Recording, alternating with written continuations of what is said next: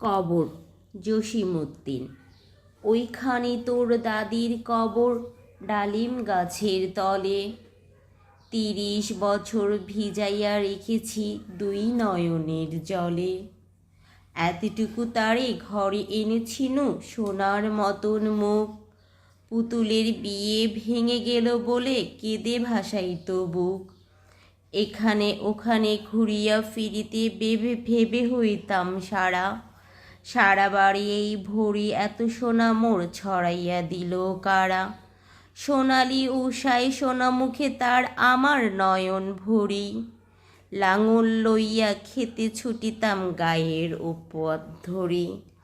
যাইবার কালে ফিরে ফিরে তারে দেখে লইতাম কত। এ কথা লইয়া ভাবি সাপ মোর তামাশা করিত শত। এমনি করিয়া জানি না কখন জীবনের সাথে মিশে ছোটোখাটো তার হাসি ব্যথা মাঝে হারা হয়ে গেল দিশে। বাপের বাড়িতে যাইবার কালে কহিত ধরিয়া পা, আমারে দেখিতে যাইও কিন্তু উজানতলির গা। শাপলার হাটে তরমুজ বেচি ২ পয়সা করি দের। পুতির মালা ১ ছড়া নিতে কখনো হতো না দেরি।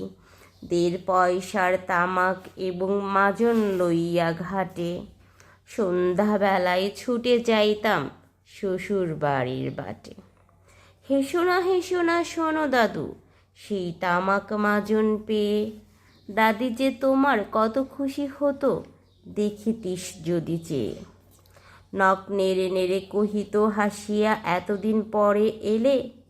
পদপানে চেয়ে আমি যে হেতাই কেঁদে মরি আখি জলে। আমারে ছাড়িয়া এত ব্যথা যার কেমন করিয়া হয়। কবর দেশেতে ঘুমাইয়া রয়েছে নিঝুম নিরালায়।